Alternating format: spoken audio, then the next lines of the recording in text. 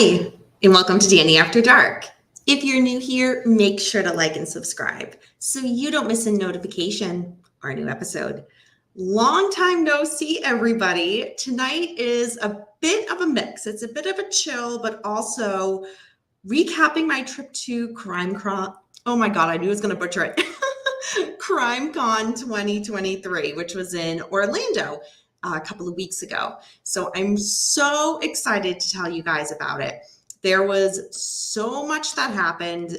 So many presentations I went to, and I actually have notes on each day I was there so I can fill you guys in. I wanted to vlog a little bit, but honestly, I was just so in the moment there that it just didn't occur to me. I just really had an amazing time. Anybody who's into true crime, really consider going to CrimeCon. It's amazing. Absolutely amazing. It's been going on for several years. I'd never been, and this year was my first. So I'm excited to talk to you guys about it. So yes, it was September 22nd to 24th. So a couple of weeks ago, but I'm just getting back to YouTube now. So yeah, but let's see who's here first. Hey, Tex-Mex, Mimi. Oh my God, Mimi. Oh my God, your dinner you're making sounds so good. Oh my God. Hey, James, Tony Stewart, Chris James, Tony L, Mr. Beckham. Mr. Beckham must be lost. Not sure why he's here. But anyway, hey, Big Sky Scotty, welcome. So I was kind of like, okay, where do I begin? Because there's so much to unpack from CrimeCon. And for those of you who follow me over on Danny After Dark's Instagram page, you would have already completely seen all of my pictures. So check that out if you haven't. I'll be showing pictures in tonight's show. I kind of practiced on how to do it because technology is really not my friend. But if I mess it up, my apologies. I think I have it loaded and ready to go.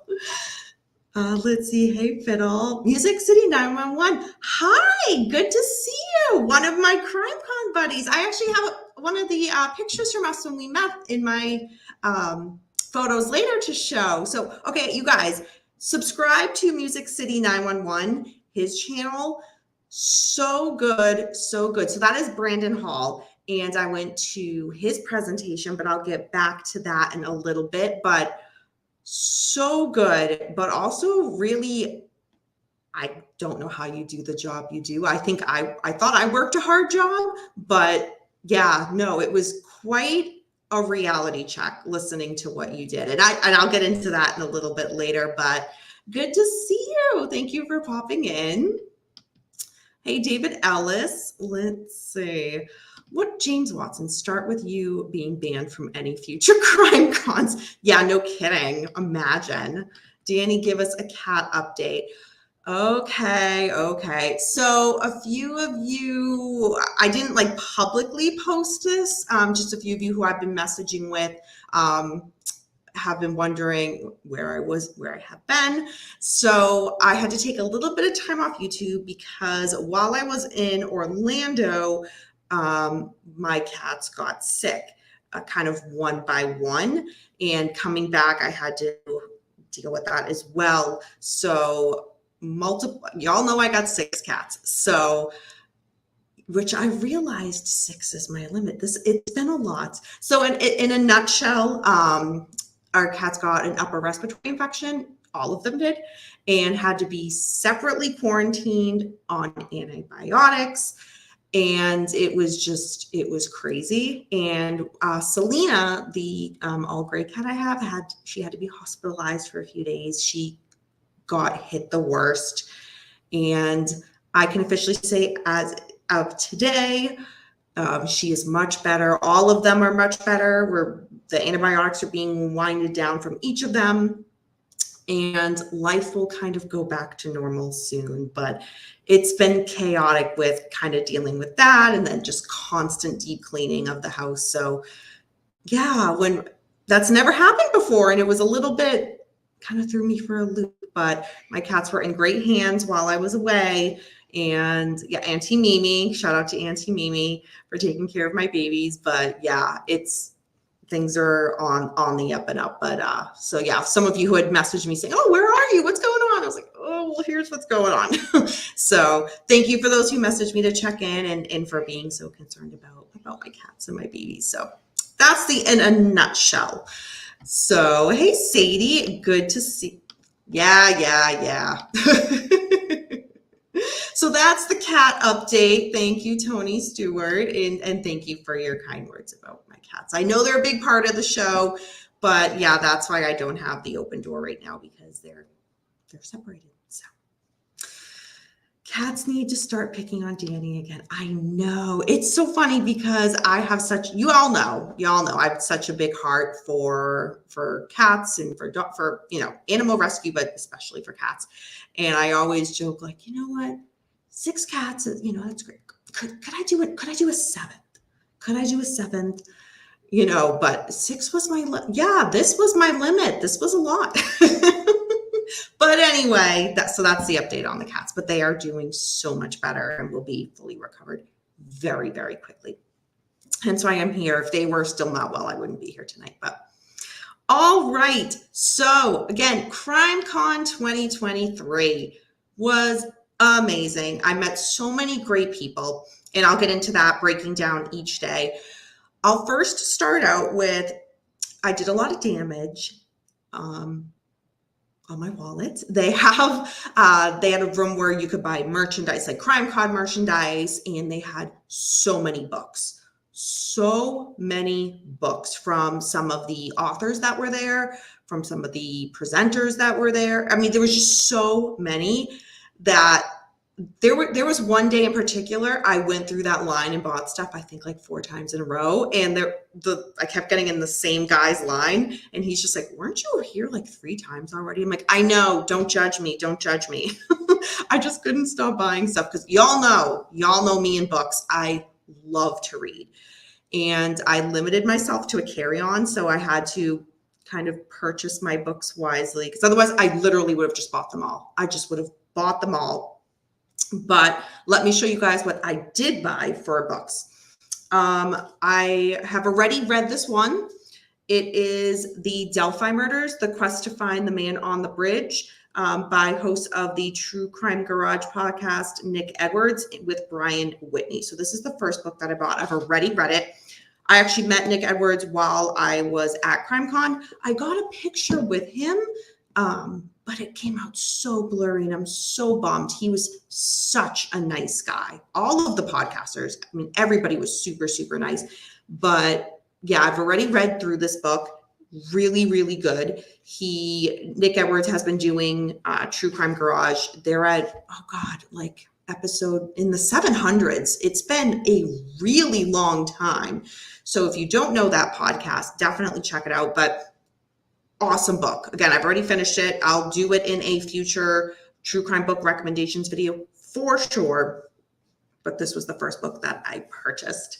The second book that I purchased, and I'm already about a quarter of the way in, is How to Catch a Killer, Hunting and Capturing the World's Most Notorious Serial Killers by Katherine Ramsland, PhD. Katherine Ramsland was at CrimeCon. For those who don't know her, she is a staple in the true crime community. If there's a serial killer documentary, chances are, like on A&E, Oxygen, and they're interviewing professionals on this, chances are she's going to be in the documentary. She is huge and knows her stuff in regards to the psychology of serial killers. She has a book. I definitely recommended it because I have it in a previous true crime book recommendations episode.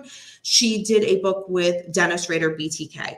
So check that out as well if you haven't checked that one out. I'm about a quarter of the way into this. But thus far, I really like it. It's very every few pages is like a new criminal that she's discussing. So it's easy to read this. And I honestly probably will finish it tomorrow.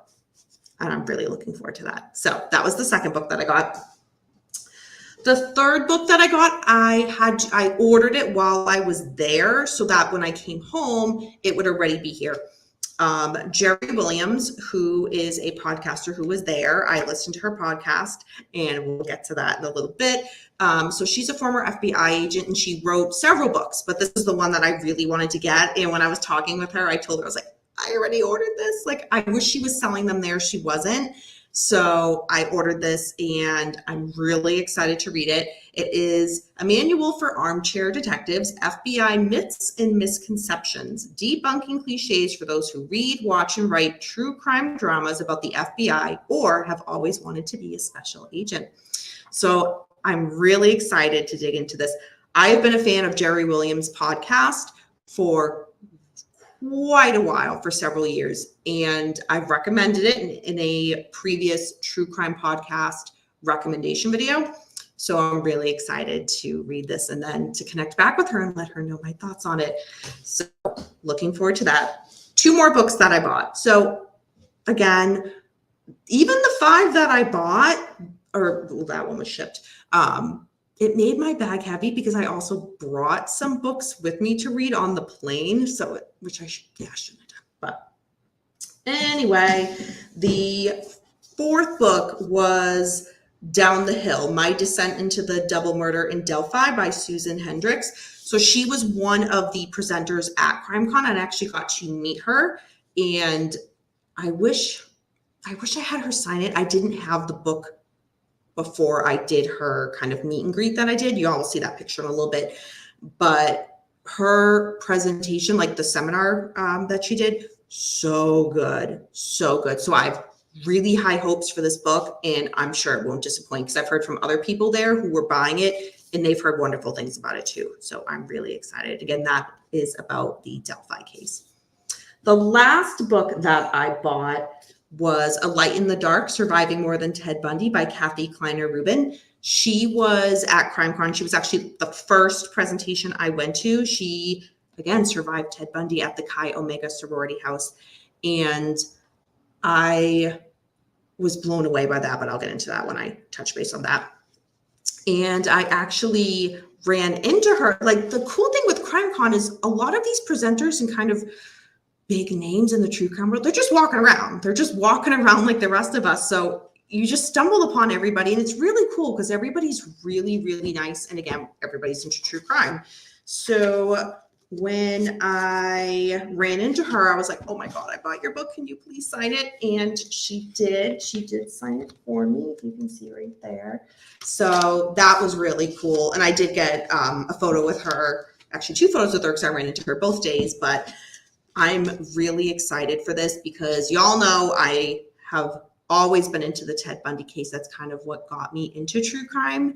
There's so many avenues into that case. So I'm really excited to read this and read about her journey through surviving Ted Bundy. So those were the books that I got. So look at Tony Stewart, bookworm. Yeah, no kidding. No kidding. So yeah, I'm really excited, and I'll be shocked if those aren't in future true crime book recommendation videos. I already have like 10 of them sitting back there that I need to film for you guys. So yeah, what is this? I think Danny needs to get on serial killer visiting list to get real details. No kidding. Hey, Kane. Hey, Corey Novak. Good to see you. I say again, bookworm. I am, and I am proud of it. I am proud of it. This past winter, so winter 2023, kind of like January, February, March, that type of thing, I ordered on Amazon. I got like so many gift cards for Christmas. I think I ordered like 13 books at once, and I blew through them in like a month and a half. I love to read. So those are the books I got. So we covered that. So I went to, again, when I flew down to Orlando on Thursday so that I would be ready to go, because the convention was 3 days, Friday, Saturday, Sunday. And getting there early on Thursday, I got to go to the area where the convention was, and I got to kind of pre-sign in and get my weekend bag and pass. And in the bag, you got like a tote bag full of stuff. There was another book in there, was a Nancy Grace book. I don't have that here, but you got a bag full of stuff, which was really cool. So I was able to do that on Thursday. So it'd be one less thing to do on Friday. So I was really glad I did that. So hello, Captain McDonald. Good to see you. So on Friday, so each day at CrimeCon, there is this huge area known as Podcast Row. And that is where there are so many podcasters that are there and they have their booths. And you can just go up and chat with them and get photos with them. And that was really cool because there were several that are staple podcasts that I've been listening to for years. So to meet them in person and kind of have just one-on-one conversations with them was really, really cool. And some of them I'd actually reached out to prior just to say, hey, I'm a big fan of your show. I'll be going. I look forward to meeting you, that type of thing. And again, because I always, if someone's doing good work, let them know. And I definitely try to live by that and do that. So some of them already kind of were a bit aware of who I was because I'd just been messaging with them already because I'm a huge fan of their podcasts. So in that ran nonstop, Friday, Saturday, Sunday, in between everything, Podcast Row. So kind of in between different, I keep bouncing between the word like workshop or seminars or presentations. Presentations is the right one to say. So kind of bouncing between the different presentations that there were, I'd just go hang out at Podcast Row and kind of walk around and chat with people, chat with the different podcasters, things like that. And so keep that in mind. I was doing that every single day.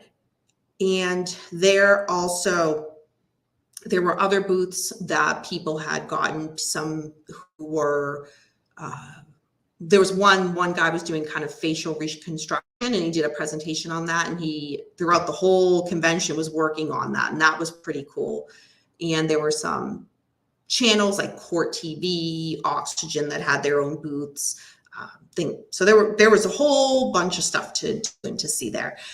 But the presentations that I went to on Friday, so each day there were probably about 5 different presentations going on at the same time. So every time where I'm like, oh, I went to this, keep in mind there are about 4 others that were going on at the same time as that. So the schedule was packed and everything ran on time and smooth, which you all know I'm a stickler for that.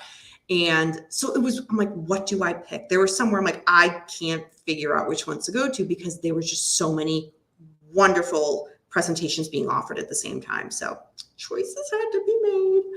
Hey, K-Dog, good to see you. So the first one that I went to on Friday was Kathy Kleiner-Rubin's. It was called A Light in the Dark, Surviving More Than Ted Bundy. And that just kicked off CrimeCon for me. And her speech was emotional, it was powerful, and it wasn't just about her experience with Ted. It was her life prior to Chi Omega. It was her life after the trial. It was her life after Ted was executed. And her story was just so powerful. And I'm really, really glad I went to that because this is a case that I've studied for so long. And to hear somebody who was impacted in one of his victims, it was just hard. It's hard to put into words. It was honestly such an honor to be able to be in the same room as her and hear her story and to have met her. It was truly an honor to have met her.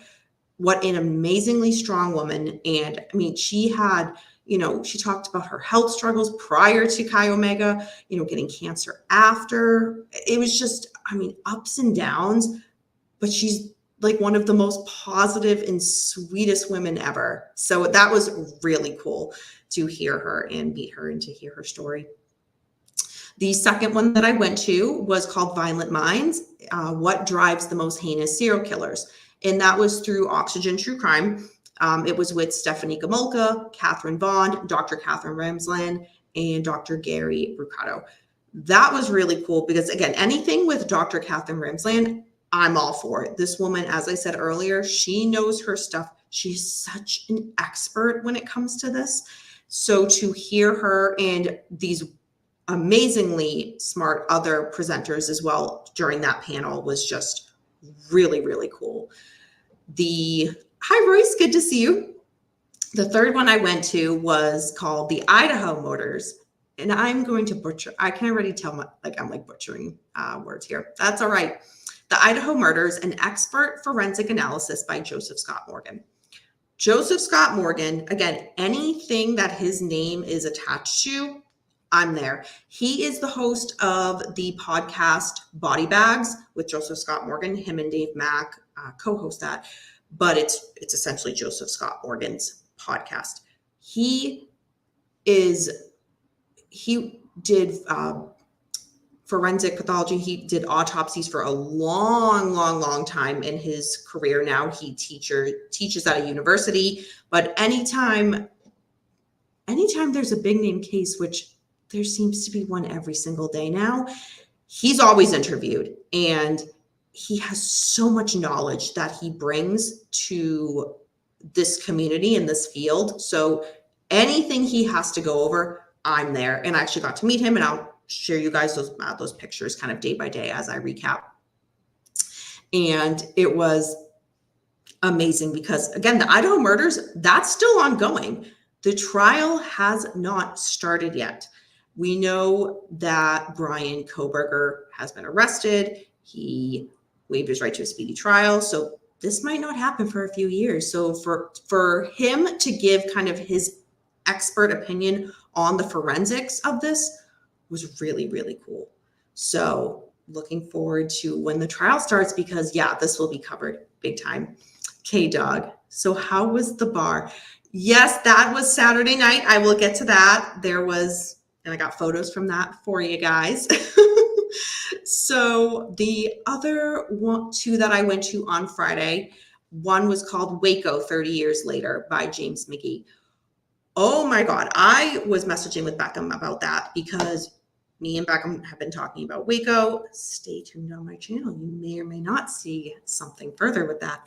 But James was Mr. McGee was one of the, oh God, what's the word? He wasn't with the FBI. I don't think he was with the FBI per se. I'm totally blanking his, which office he came from, so my apologies. But he was on the ground at Waco for the duration of the entire standoff. And he showed footage from it. A lot of the footage was footage that we've all already seen. Again, this happened 30 years ago. But to hear him give his narration of what led to it, more so what he experienced there on the ground level, was crazy. It was crazy. I was a kid when Waco happened. I'm 38, so I was young. So it's like at the time I knew what was happening, but I didn't know the behind the scenes. I was too young. So to hear this was just like, wow. I knew the gist of the Waco case, but to hear him go over this, I was like really blown away, really impressed. And it was like I was learning some things for the first time. So I was really taken aback by that. And again, the footage was crazy. But again, a lot of that, I'm sure if you guys kind of lived that, you've seen a lot of the footage. But so that was intense. And again, I messaged Beckham with that. And I told him when I saw that on the schedule, I was like, I'm going to that. Beckham, I'm going to that. So Tony Stewart, how drunk did you get at the bar? You know what? Not very. We'll get into Saturday.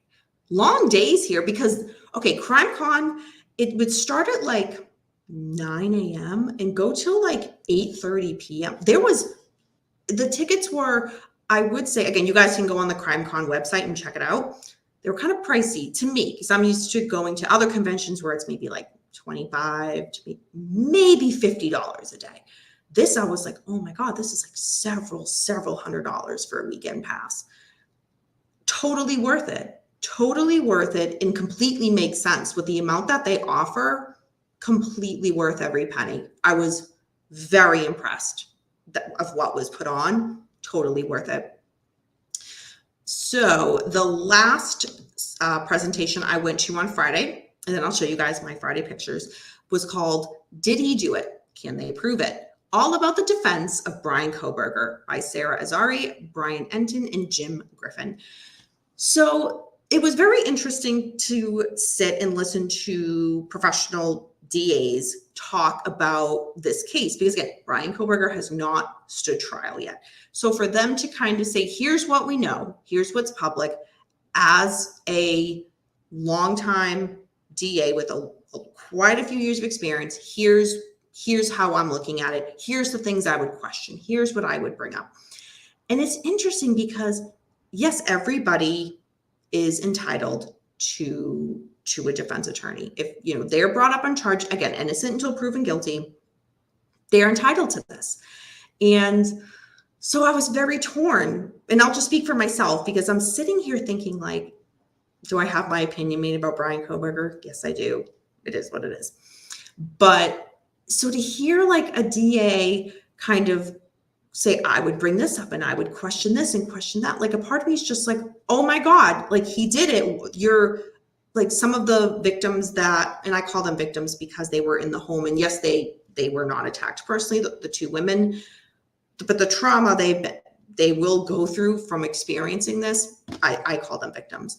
And to kind of hear them kind of what they would pick apart of those women during the trial and so on and so forth, I was like, oh my God. I'm sitting there kind of getting quietly mad, but at the same time thinking, this is their job. Like, this is what a DA is supposed to do. So it was kind of a mixed feeling of like, oh my God, how can they do this? But then also, wow, to kind of sit and hear what the DA would do in this case had they been handling Bryan Kohberger's case. It was very fascinating and very, very interesting. So I'm really glad I went to it.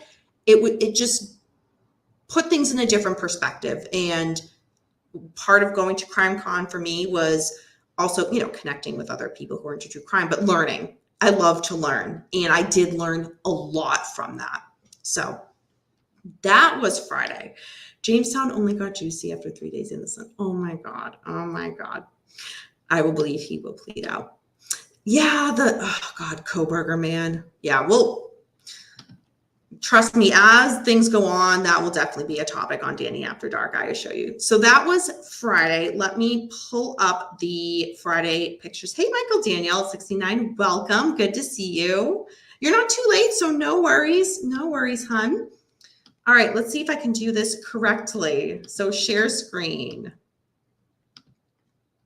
All right, so this was Friday. So this is me and Morph. He is one of the co-hosts of the podcast Criminology that I listen to. So this was him on Podcast Row. This is Dave Mack. He is, I mentioned his name earlier. He is, I guess I call him a co-host on Body Bags with Joseph Scott Morgan, that podcast. Dave Mack was super, super nice. So that was really cool. This is the guys from, and this is a really popular podcast, Generation Y. So they were really cool to talk to. And they were located right next to another one of my favorite podcasts. It was really cool. So it was like booth after booth after booth of just all these amazing podcasters. I'm like, I've been listening to you guys for years. So to meet you in person was really cool. Some people looked exactly kind of what I pictured them to look like based on their voice. And some I was just like, oh my God, you're nothing what I expected.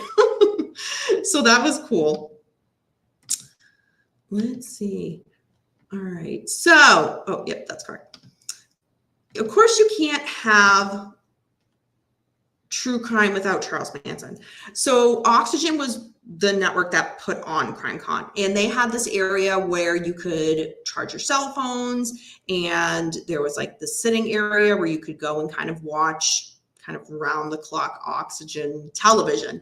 So at one point I'm sitting there and Manson comes on the TV and I'm like, of course. So of course I message Mike Verner and I was just like, shocking. Here's Charlie. And so me and him were chatting about that. And he's like, oh, how's CrimeCon? And that was really cool. But yeah, and I messaged Paul and Beckham and I was like, never a moment without Charles Manson. There's nothing here at CrimeCon about Charles Manson, but of course he's going to be on the TV because, yeah, the topic that we're at. So let's see. Hey, Eric. Let's see. Sam Smith, you sure that's not Mickey Dolenz? Oh, come on. Leave my Mickey alone. I do talk about Mickey Dolenz. That will come up later. So this is Jerry Williams. She is the author of, I don't want to drop all the books. Okay, there we go. She's the one who has the podcast FBI Retired Files, and it's so good, so good. She was so nice, so nice. I'd walk by her several times during the convention. I'm just like, how's it going? And yeah, she was so nice to talk to. And she'd actually had some other FBI agents on who were a part of the Boston Marathon bombing. So I was talking to her about that because, one, I'm from Boston, and two, me and my friend Liz had covered the Netflix review on my channel about that. So I was so impressed with those episodes, and I had to talk to her about that. But so this was the book that she wrote, one of the books. And again, she wasn't selling them there. She brought them, and I told her, I was like, I need that book, and I'm ordering it. So by the time I get home, it will be there. And I did. So again, that is Jerry Williams. Next. So that is Joel Waldman. He is the host of Surviving the Survivor podcast. And he recently had Kerry Rawson on. That is Dennis Rader BTK's daughter. And I've been listening to his podcast kind of on and off, I'll be completely honest. And there's just some that are staples and some that I just kind of weave in and out kind of as time goes on. The one with Kerry Rawson, I went up to him and I was just like, that one was amazing. Amazing. And God, I can hear my cat too good outside the room. But yeah, it was so good. So I chatted with him about that. And he did one of the presentations later on with Kerry. And so I got to see him live in that. And that was really cool. But yeah, check out his podcast. It is really, really good. And kind of meeting him and again, listening to the episode that he did with Kerry Rawson, I was just like, why do I weave in and out of this one? Like, so it's a staple again. So that is, again, Joel Waldman. Next. Oh, come on. All right. That is Joseph Scott Morgan. So he was the host of Body Bags with Joseph Scott Morgan. And he is in several of the presentations that I went to.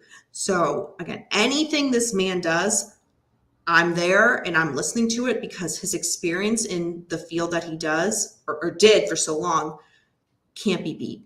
It's just so detailed and you just know he knows his stuff. So that is what, again, I got to meet him there and I'm really, really excited about that. Let's see, just catching up in the chat. Let's see. Sir Sydney Rough Diamond, hello. Adding a touch of glamour to proceedings, Danny. I try. So Danny, have you done a show about Carla Homolka? Yes, I did a multi-part on Paul Bernardo and Carla Homolka months and months ago. So go back and check that out. I believe that was a two-parter that I did. Danny, I know this may be a long shot, but was there anything on John Lennon? There was not, Mimi. No, there was not. Let's see, Tony Stewart, Danny, good way to get some connections. You can never have it. Tony, you are absolutely right. You are absolutely right. And it's also, like I said earlier, and I didn't just message people because I was going to CrimeCon. There are so many podcasters or other YouTube creators that if I'm really enjoying what they're doing, I message them and I let them know, like, hey, I'm big fan of your channel. There's one, it's not a true crime one. It's kind of like a lifestyle one, beauty, makeup, things like that. Love her channel. I'm obsessed with it. And I messaged her probably a few weeks ago and was just like, hey, she's based in the UK. And I was just like, I love your channel. I'm from the Boston area, just little casual compliment. And so message back and forth. And it's really cool just to let people know you enjoy what they do. I think goes a long way. So, and then to kind of make that next step and be able to meet a lot of these people was really cool. And I did make some amazing connections. Some you may see on future Danny After Darks, which I'm really excited. So yeah, it's cool. It's really cool. This is Kathy Kleiner. So again, she is, look, all the way over here. Sorry, folks. The Light in the Dark book, Surviving More Than Ted Bundy. So this was on the first day of CrimeCon. So this was like kind of as I was getting ready to leave for the day. I just I saw Kathy walking around. I was like, oh my God. I told her I went to your presentation earlier, how impactful it was, how emotional it was. And I was just like, I bought your book here. Could you sign it? And she, more than willing. She gave me the biggest hug. I was just, oh my God, such a sweet and good soul, like such a good soul. So yeah, that is Kathy Kleiner. I messaged Paul and Beckham, and I was just like, oh my God, I just met Kathy Kleiner. Oh my God, I was blown away. So look at Tony Stewart. And it also helps to get some out of jail cards too. You know what? With me, you never know. You never know. Let's see. So, okay, Nancy Grace had a booth where you could do these kind of photo, I call them photo shoots, but whatever. Mugshot photo shoots. So I did one each day while I was there. So this was day one. Yeah, so that's me and that. And I got to meet Nancy Grace on the first day. I'm walking through Podcast Row, and there she is. And I'm like, okay. And I know with Nancy Grace, she's like, it's hit or miss. People either really love her or they really hate her. I will say in person, and I've heard this about her too. So sweet. And she did some live podcast tapings while we were there. And I did sit in on, I think, 2 of them.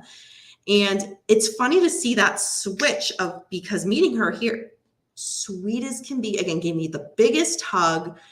And, I gave her a compliment because, I do listen to her podcast, and she like threw the compliment right back at me. And I was just like, oh my God, no, I'm here to compliment you. But so that was very cool. And she, again, super, super friendly. What you get when you watch her on TV or listen to a podcast, and yes, that's her, don't get me wrong, but it's clearly just like a part of her because, again, so sweet. And her husband was there and her kids were there. So yeah, that was, again, close to the very end of the night as well. This is Sarah Ferris. So love Sarah. She's someone I've been messaging with for quite a while. So she is the host of several true crime podcasts, Conning the Con.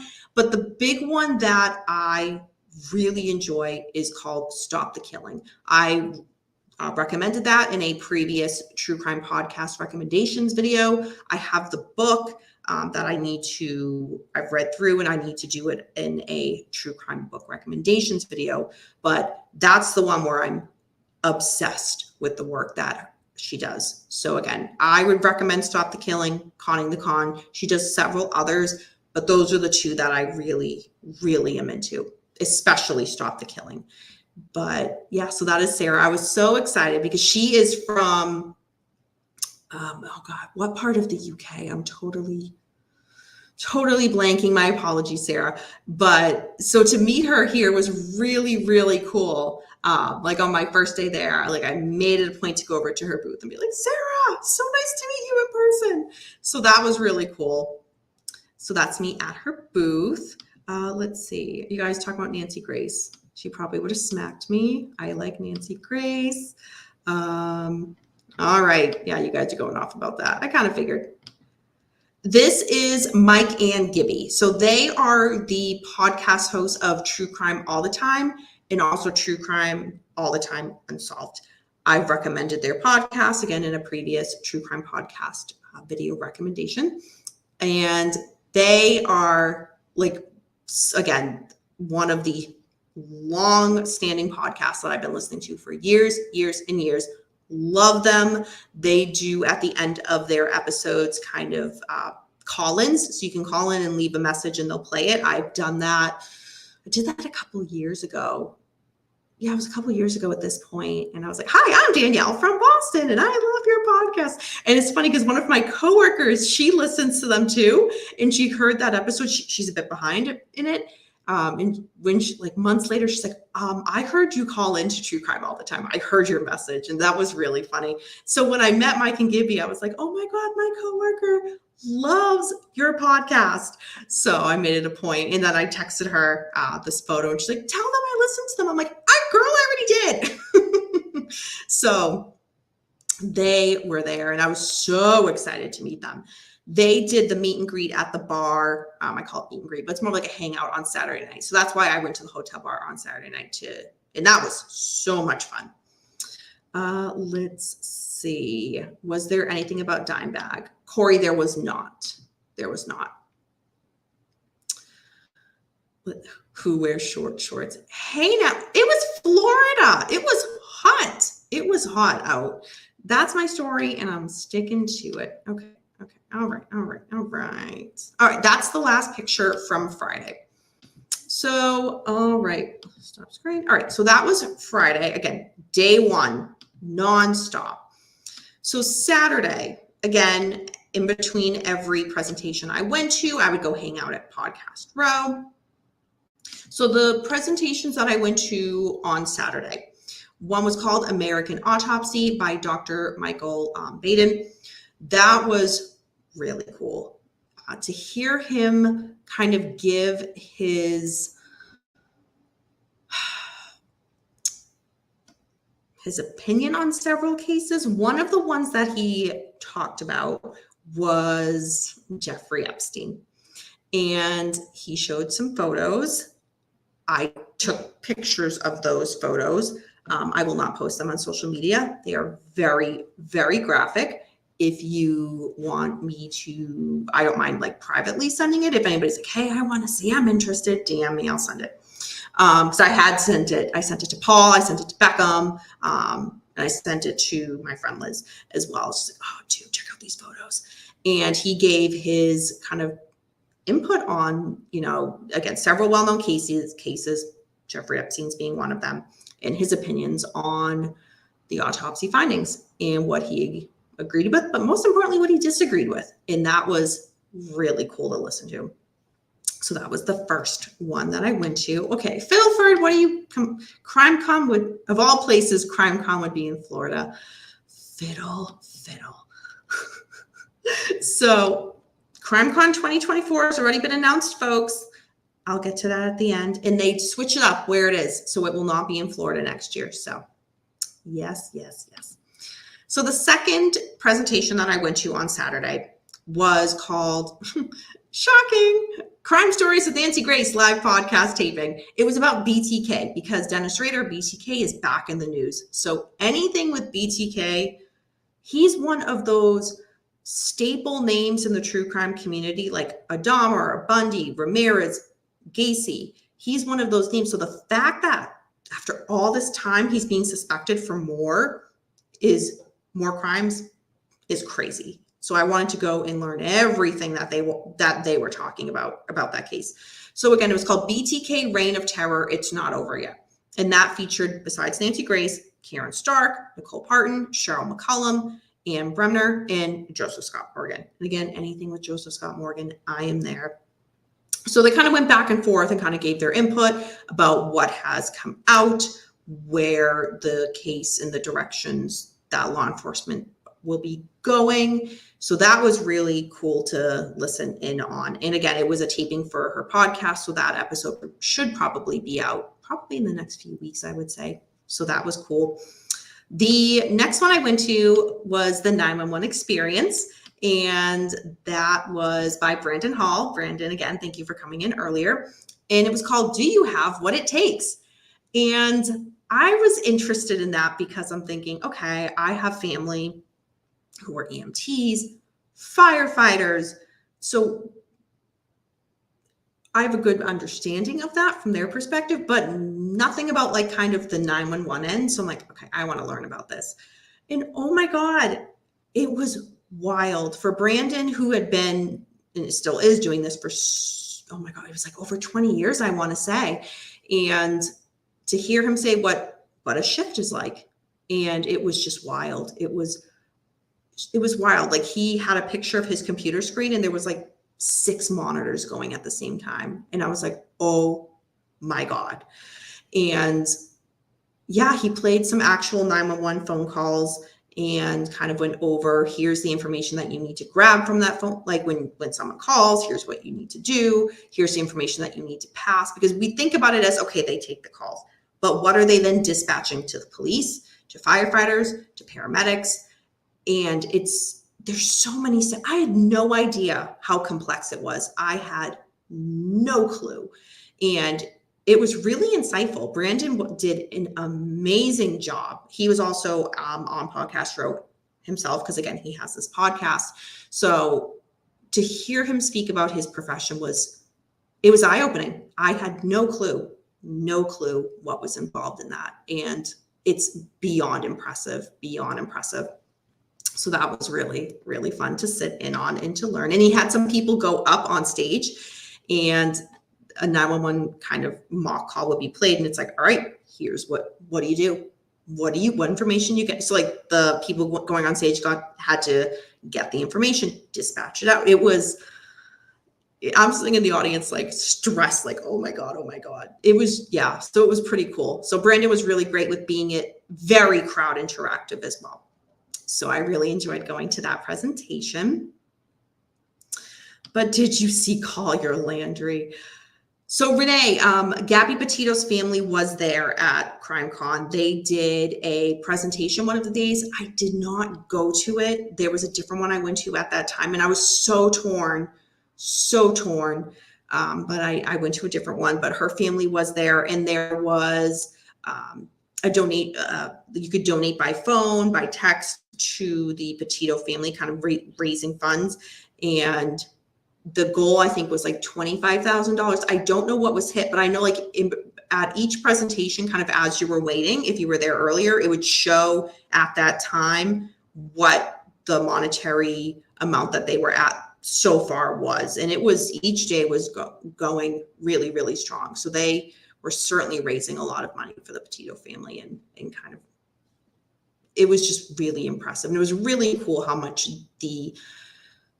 those of us who go to CrimeCon, it's not, some people maybe just be casual observers or into true crime, but people for the most part it was respectful. It was, everybody was there to learn and to give of their time. And there was a lot.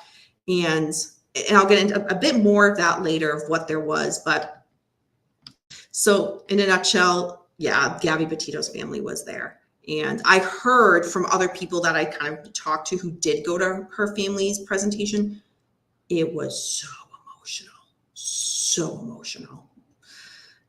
So let's see. All right, so the next one that I went to, the next presentation on Saturday, again, we're talking about like 9 a.m. to like 8:30 at night.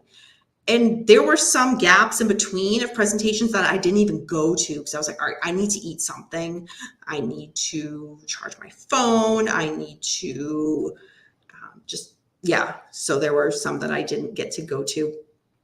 So the fourth one I went to that day was called BTK, New Leads, New Evidence, New Emotions, a conversation with Dennis Rader's courageous daughter, Carrie Rawson, Laura Engel, and Joe Waldman. Again, so Joe Waldman is the host of Surviving the Survivor podcast.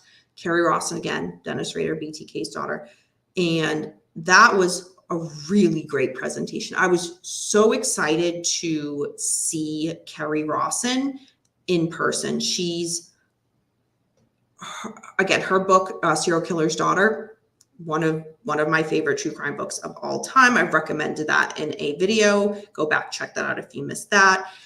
Her story is unlike any other, and she's very vocal of victims. She's a victim in this herself, right? And so often the serial killers' families, they don't speak out the way she does. They don't advocate the way she does.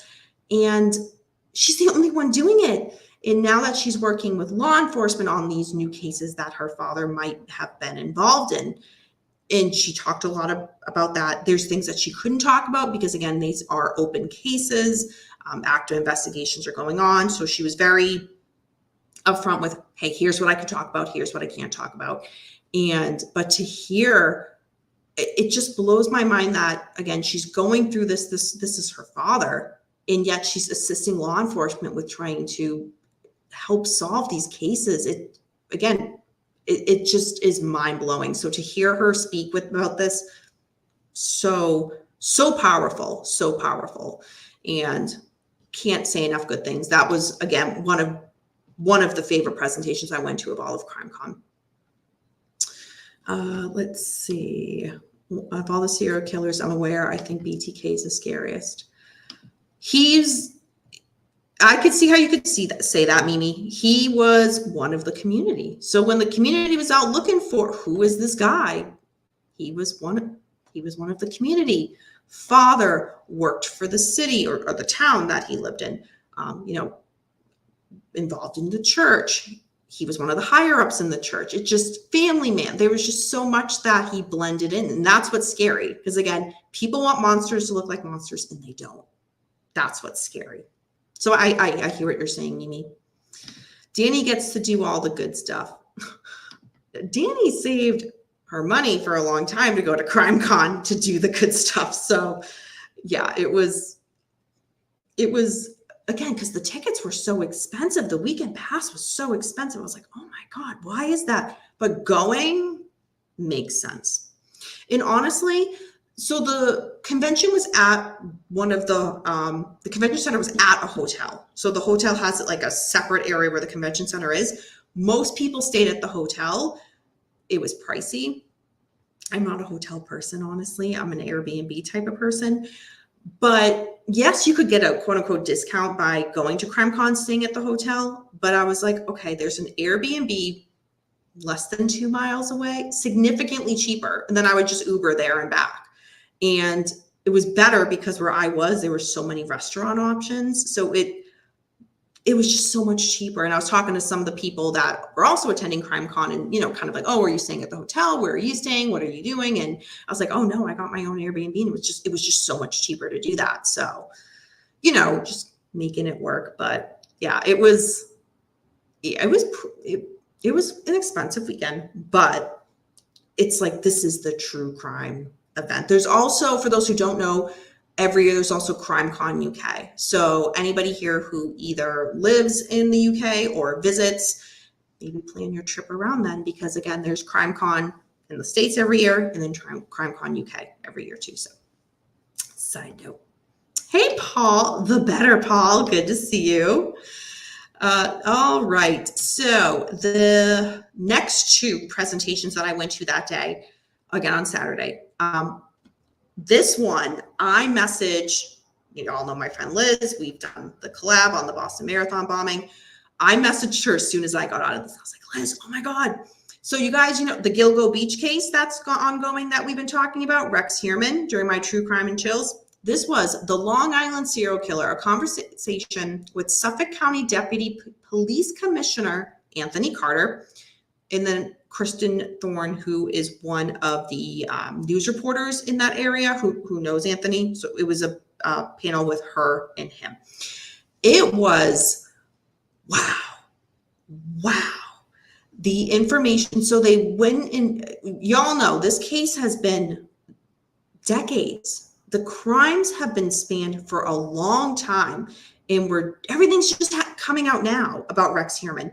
So since he has not been brought to trial yet, again, there were certain things that Anthony Carter could and could not speak to.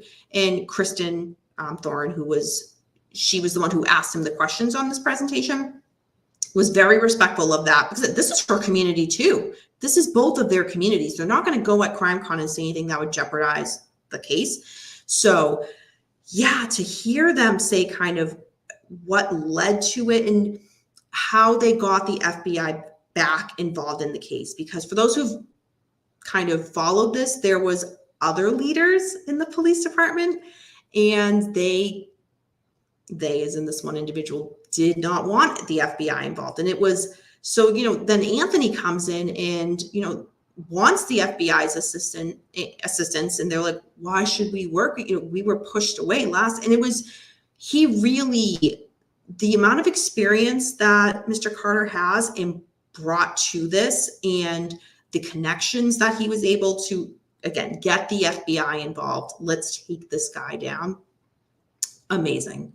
And again, there was a lot they couldn't talk about, but the ones that they did, a lot of it was information that we did know from the media, but to hear his perspective, because he's actively working this case, took time out of his job to come to CrimeCon to present on this, was really cool. It was really, really cool. So I'm really glad I got to sit on that because, again, this is a huge case right now, the Gilgo Beach murders, huge. So I was really excited to sit in on that.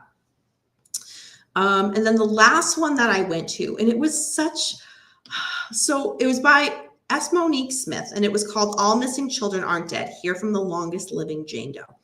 And this was her story. And in a nutshell, look her up. Such an amazingly confident and positive woman, but to have been kidnapped and as an infant, where her biological family assumes she must be dead. It's been decades and there's nothing. And for the woman who abducted Monique to then take those secrets to her grave, and Monique to basically put out her own almost missing persons flyers, like, who am I? To be able to do all this research on her own to then find her biological family. Oh my God. There were times during her presentation that she was in tears, audience was in tears. It was so emotional. But again, she has such a happy spirit that within 2 minutes later, she's talking about a story from her, her past, and her laugh is infectious. She's one of those women where I'm like, I want you to be my best friend. You are just an inspiration. And again, somebody who just is so positive in life that in any emotion she had on stage, we all had from an audience perspective. When she was crying, we were in tears. When she would laugh, you just couldn't help but not laugh with her because her spirit. So it was really interesting. You guys check out her case, read about it. She has a book out as well. She's on Instagram. Her story was just amazing. Amazing. I could do like a whole another hour just talking about what I learned about her and her story, but it was incredible. Speaking of infectious, no Paul cast. No, Paul is not available tonight, so it's just me. Let's see. Tony Stewart says, Danny for federal inmates. Civil info sign up with pacer.gov. Oh my gosh, Tony Stewart. So that was Saturday. So let me show you guys the pictures from Saturday. So Saturday, again, there's some kind of meet and greets that I did, but also, so Mike and Gibby from True Crime All the Time podcast was doing kind of like, hey, a meetup at the hotel bar for anybody who wants to come and hang out with us. And not only were they there, but like so many of the other podcasters, so many of the other presenters, it was just like, again, I'll show you guys pictures, but to hang out with these people just like it was wild and so cool. And everybody was just so friendly. It was like we were all just on the same level, all on the same level. And that was awesome. But all right, let me get up the photos and show y'all. So again, technology is not my friend. Let's make sure I do this right. All right, first photo, that is with Anthony Carter. He, again, I just spoke about the presentation I went to. He is the one who is actively working the Gilgo Beach Rex Heerman case. So again, there he is at the bar. I'm just like, oh my God, I just went to his presentation.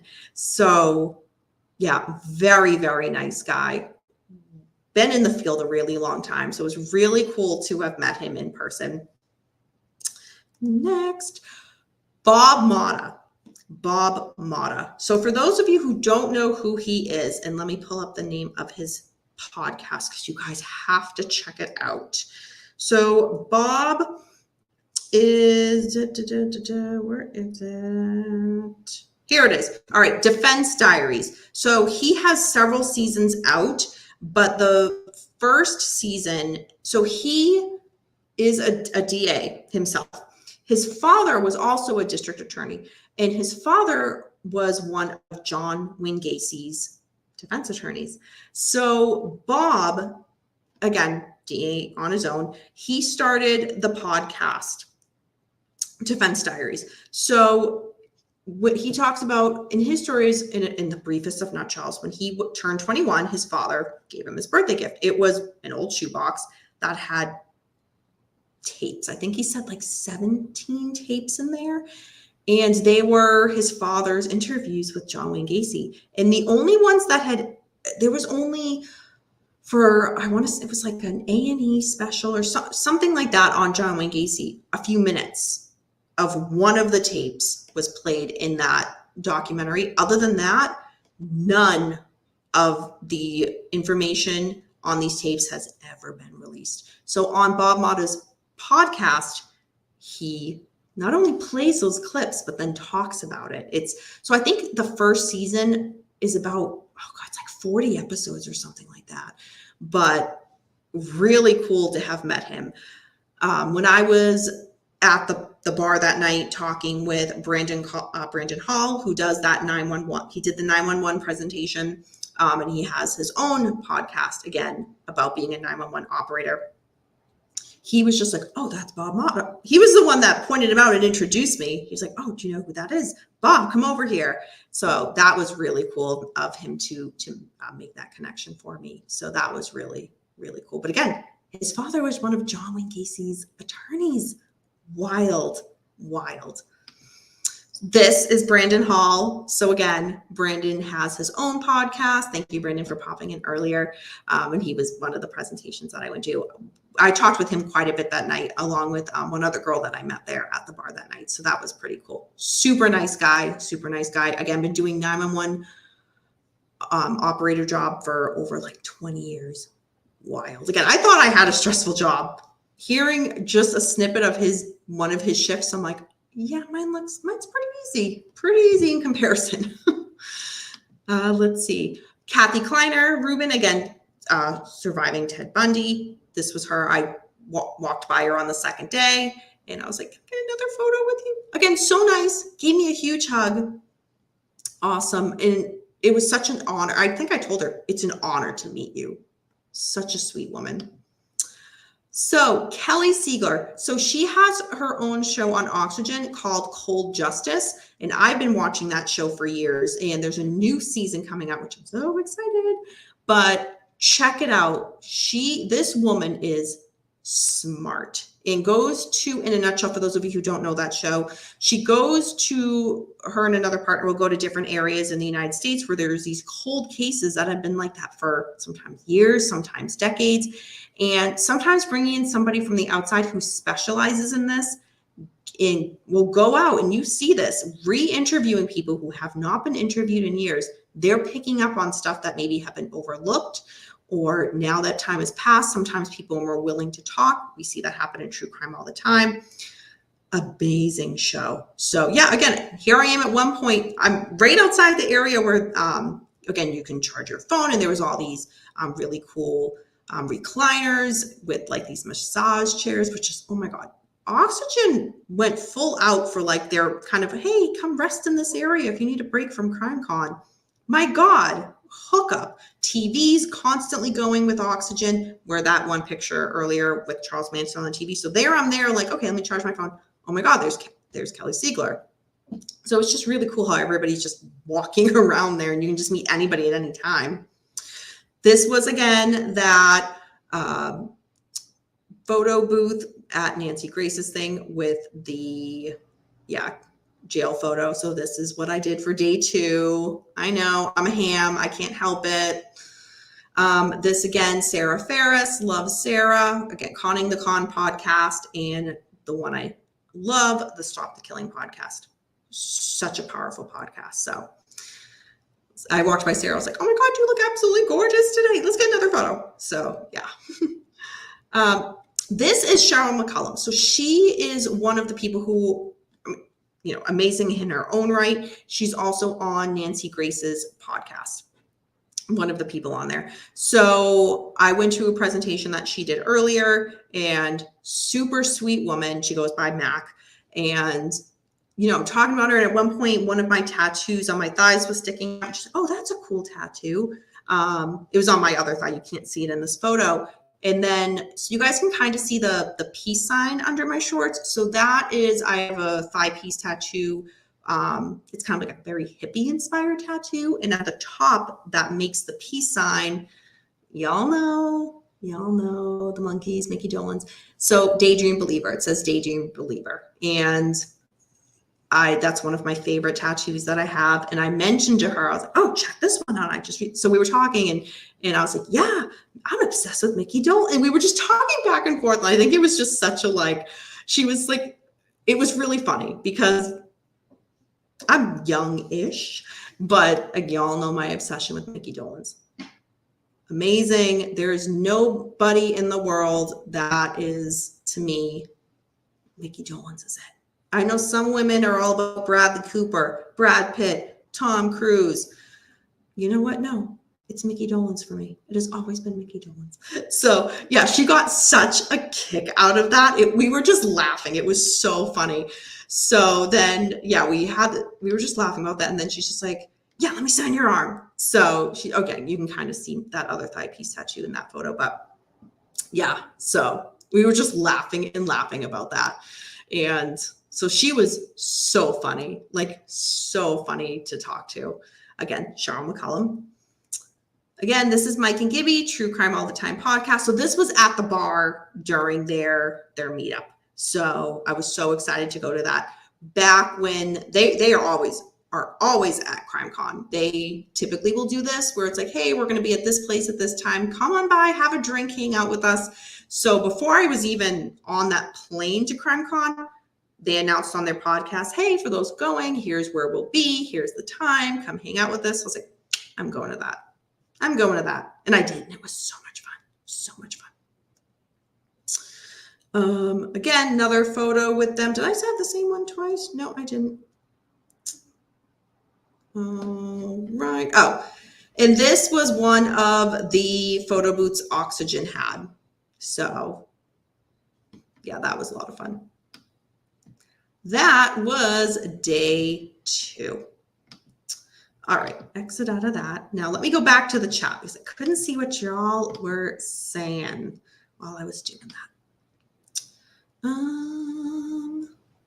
All right. You guys are talking about my shorts. You know what? It was Florida. It was hot out. Of course I'm going to wear shorts. And even though so the Airbnb I had a pool, I didn't have time to even go hang out at the pool. I was just there for CrimeCon. I flew in on Thursday, convention was Friday, Saturday, Sunday, and I was out Monday morning. So, you know what, any sun that I could get kind of in between, again, so tank top, shorts, I'm going to get it. All right. Let's see what you guys are saying. Oh God, you guys are funny. Yeah, fake mugshot. I know. Danny, so good remembering the names of these people. Just curious, how long have you been interested in true crime? Interested in true crime? I think I walked out of the womb being interested in true crime. No, ever since I was a kid. I mean, I majored in psychology. I grew up next to Salem, so the Salem witch trials, and I was very not just fascinated with that, but just again, kind of why society acts the way they do with a lot of cases. But ever since I was a kid, again, the Bundy case really got me into true crime, and it just kind of snowballed from there. And I love to merge psychology and true crime because to me, it's not enough okay, yeah, these acts happen, but why? Let's study the why. And sometimes there is no answer. And it's scary. It's very scary because who was I recently talking to? There was a few girls at one of the presentations at CrimeCon that I went to, and I was there early. We were talking about just a few cases going on and kind of what interests us with that. And we were talking about Dennis Rader, BTK. And one of the things I mentioned with talking to these girls, I was like, it's scary because some of his victims talk about wrong place, wrong time. He would say during his court hearing, which again, it's all on YouTube. You can listen. It's hours and hours. You can listen to it. I've listened to the whole thing numerous times. He said I'd be driving. I'd just be out driving. I'd be driving my wife to work, see a woman entering her home. Maybe she went grocery shopping or whatnot. And there she is entering her home, and he gets a glimpse of her. And he's like, that's going to be my next victim. talk about wrong place, wrong. You just happen to be entering your home. Someone's driving by at that moment and thinks, that's my next victim. That's scary. That is scary because there's no rhyme or reason. How are you safe anywhere?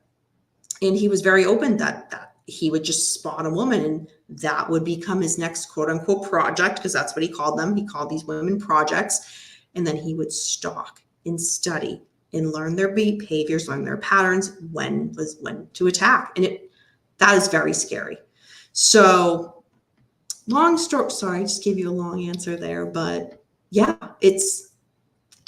there's a lot to true crime that I find interesting, but yeah, and remembering the names, it was easy because these were all people that I don't want to say I knew because I didn't know them personally, but I've long fans a lot of their podcasts. So like I already knew who they were. It was just putting a face to the voice. You know what I mean?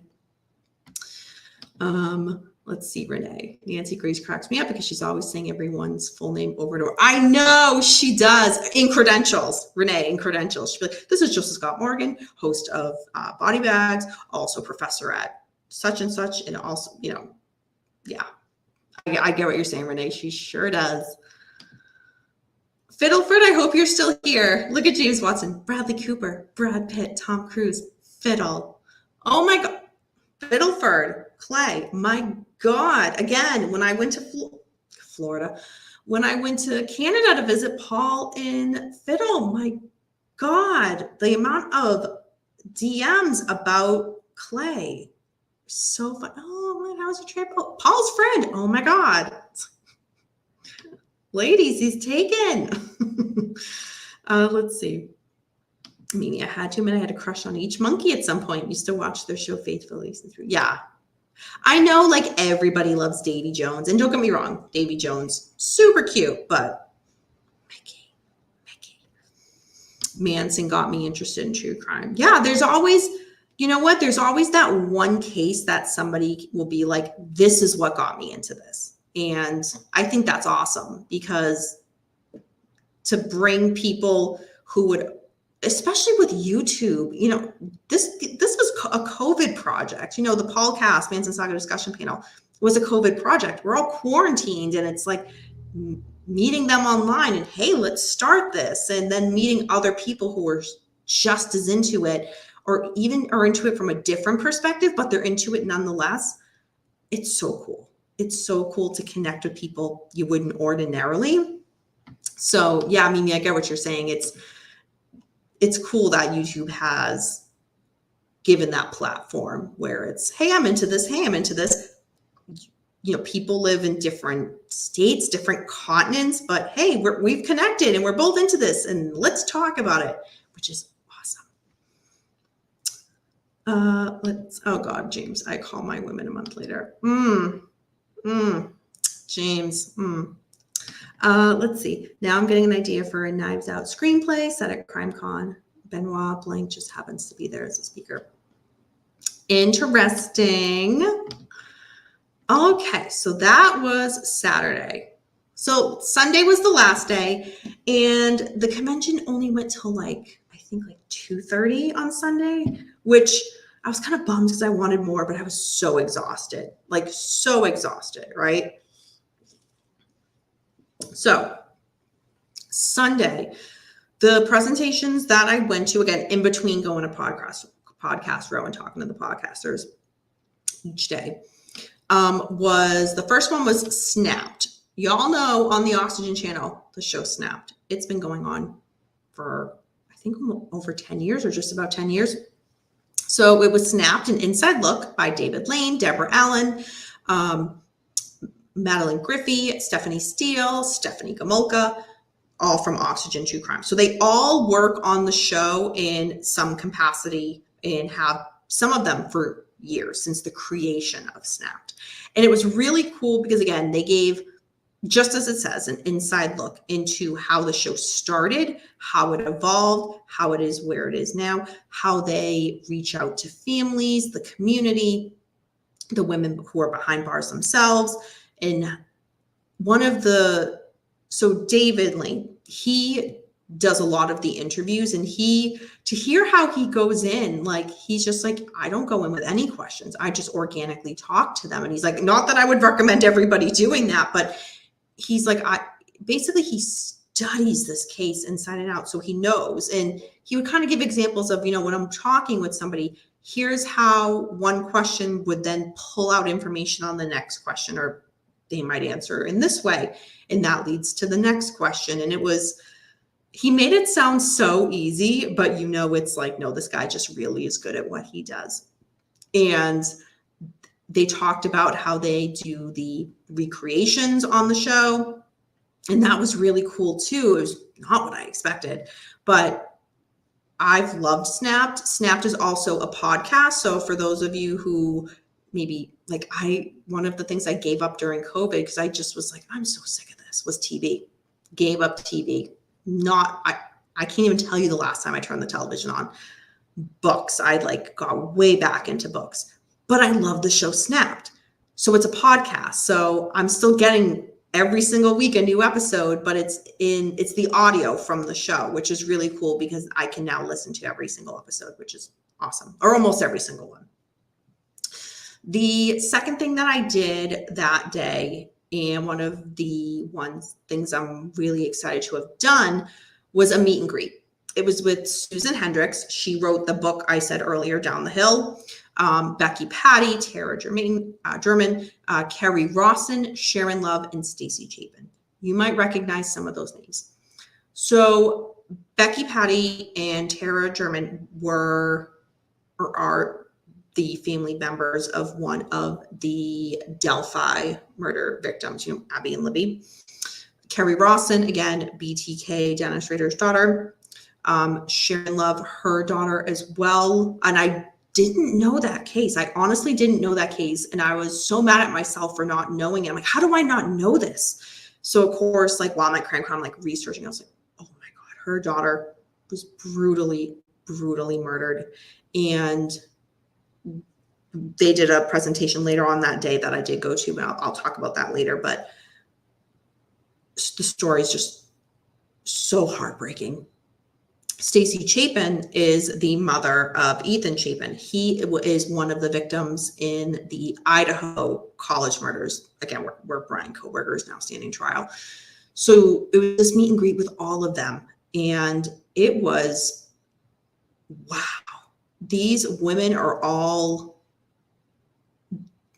they're grieving with what they've gone through, but then they're also powerful in creating kind of, what do we do now? A lot of them have created foundations and worked with the community to, for example, Betty Patty and Tara German have done a park in memory of the girls. And it's incredible. But so to meet all of them it was an honor and a privilege. It really was. And I got to, through that, got to meet Kerry Rawson, and I'd been very excited to meet her because I'm like, oh my gosh, she's gonna be at CrimeCon. She's known, and it's so sad because she's known as BTK's daughter, but she's Kerry Rawson in her own right. And I think she's beyond proven that at this point.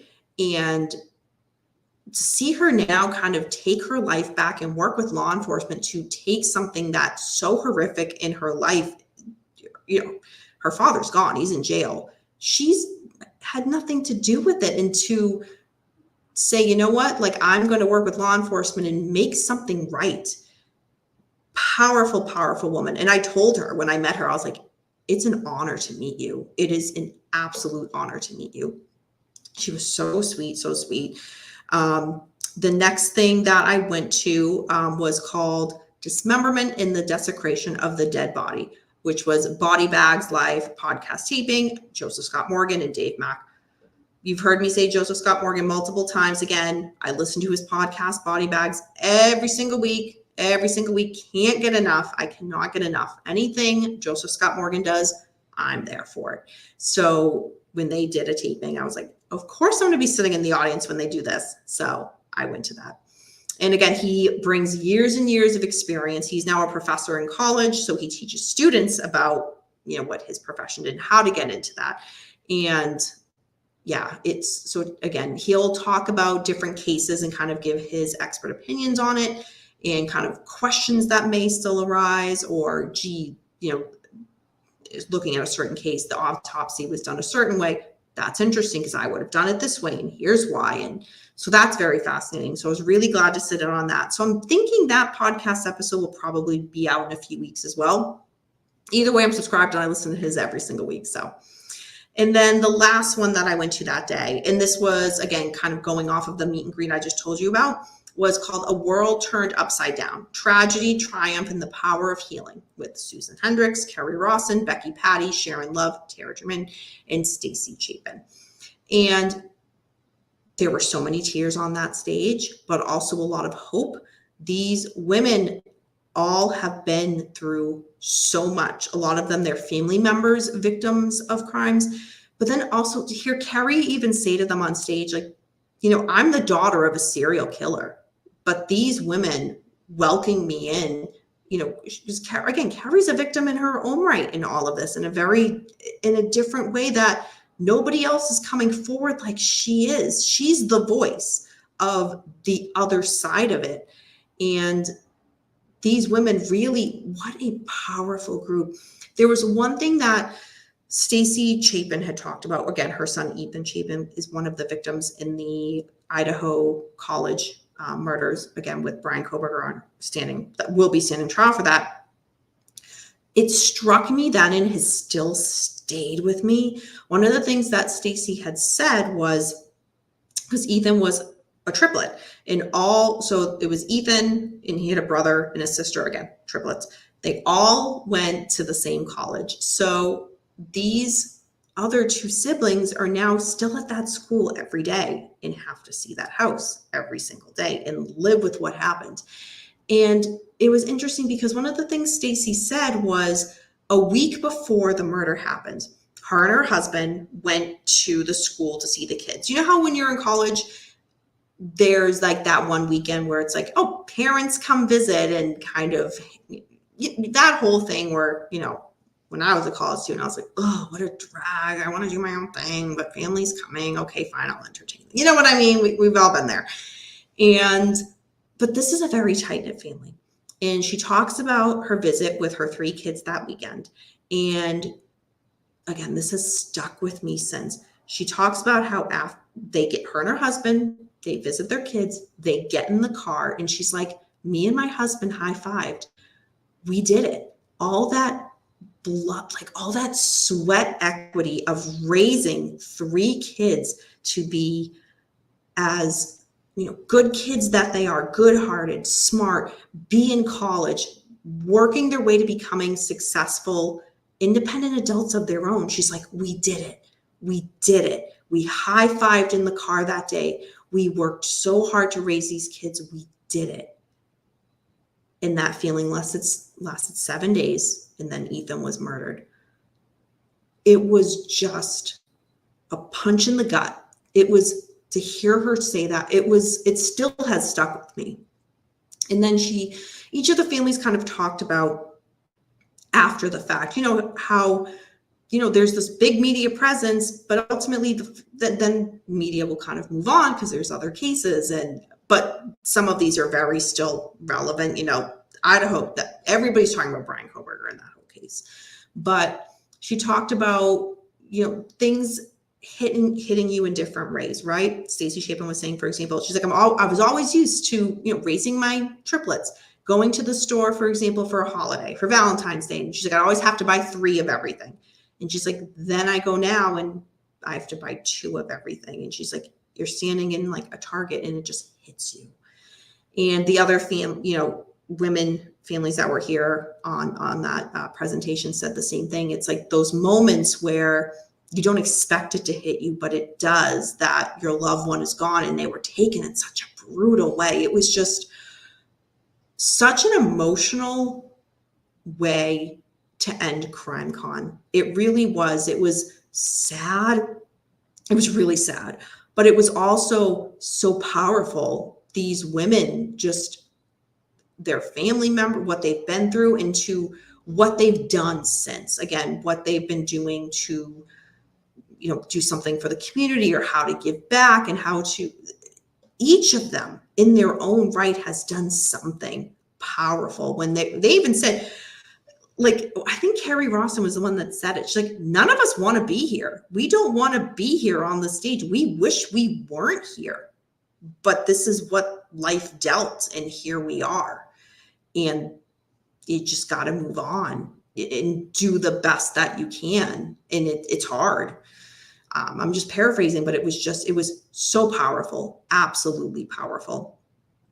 And that was, again, the last presentation. So that's how I rounded out my CrimeCon with that. So let me show you guys the day 3 photos, and then just a few other little quick notes from CrimeCon, just some other things that were there that I didn't necessarily get photos of.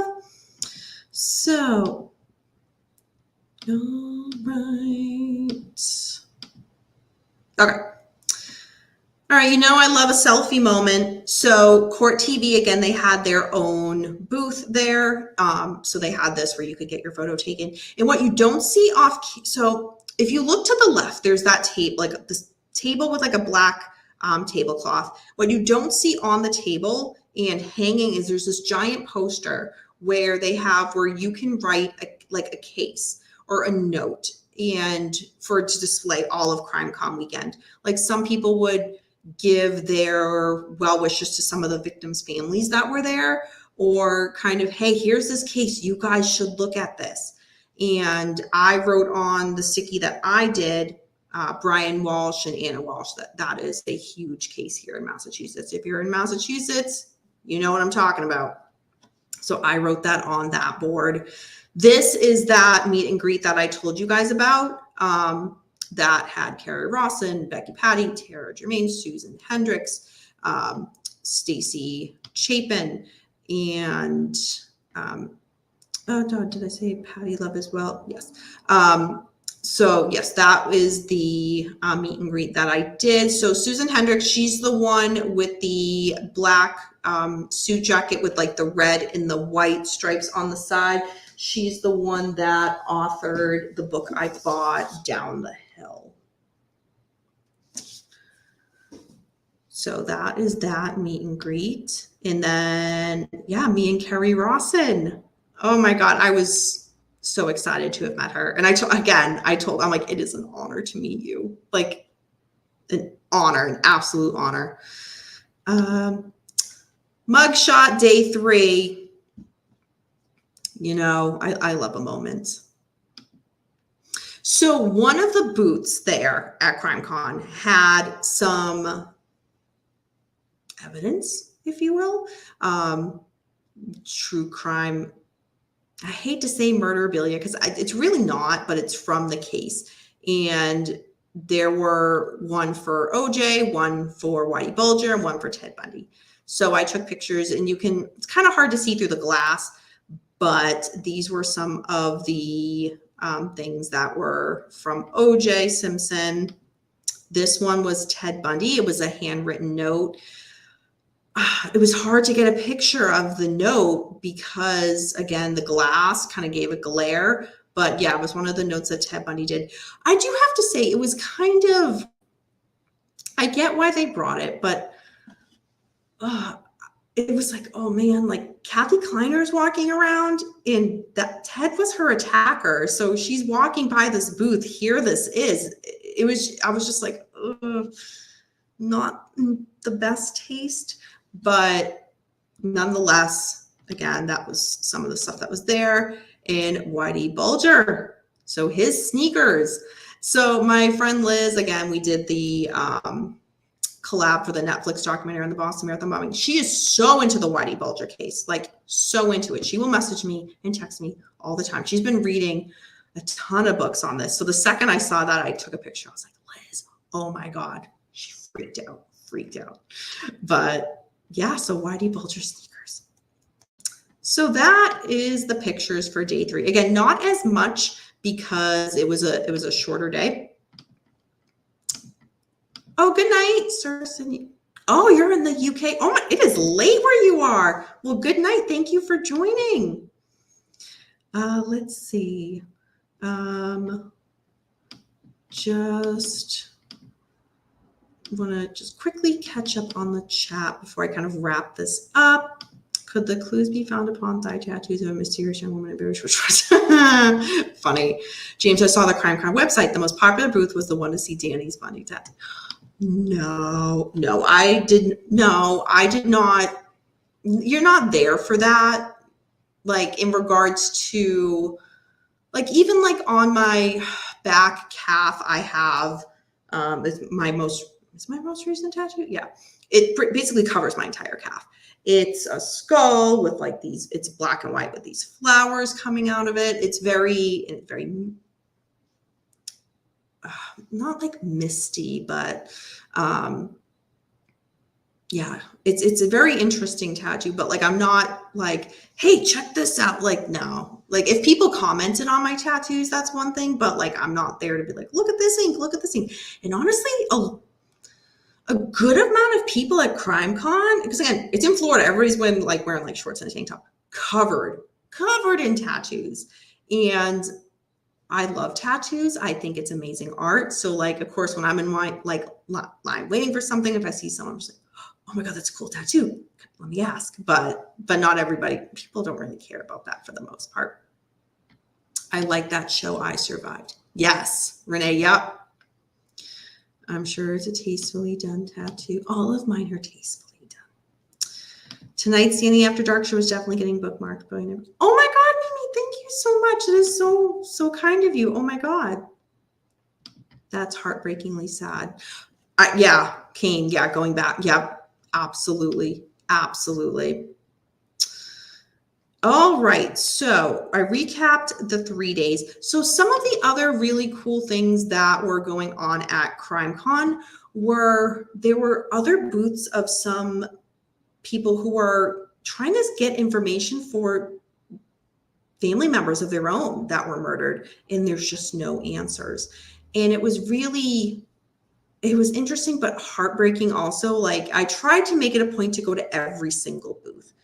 Because if someone's taking the time to be there, I want to, some stories I didn't even know, but I want to give everybody the respect of, I'm here. What if they have information they want to share, they want to get the word out. So I want to hear it.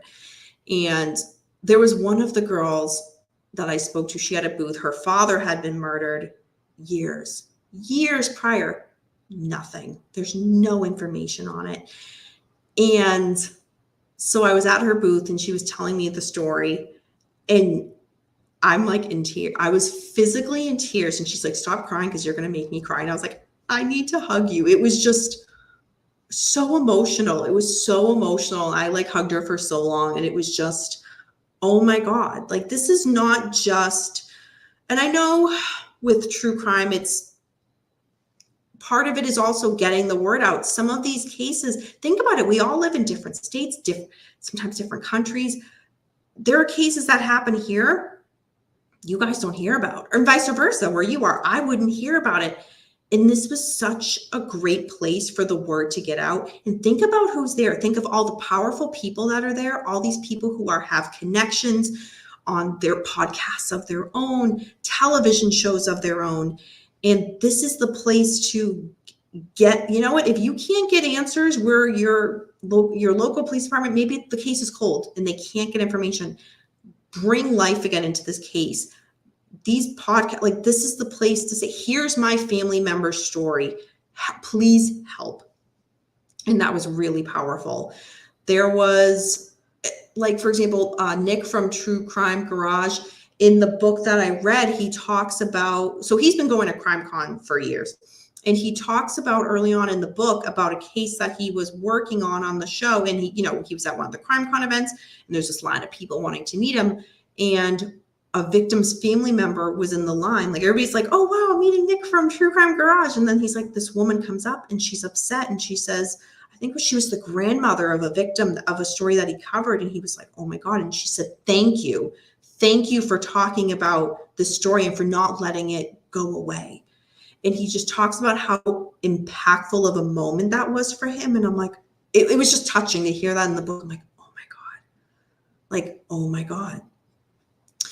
There was also a board, like a huge board at CrimeCon where people could post if there was, again, missing people. I know, like Jennifer, I'm going to totally butcher her last name. Jennifer Kesey case. It's Keese. She's been missing for years, and I've heard that covered on multiple podcasts. Again, there's her network of people in real life there putting her poster up. She's still missing. We need information. They had a booth also at CrimeCon, and it's all these. This is such a place to connect with people.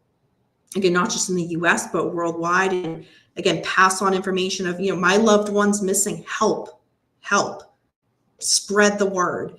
And that was really, like, seeing those things were very emotional, because it's just, I am fortunate enough to not have that type of loss in my life, but that can change for any of us at any second.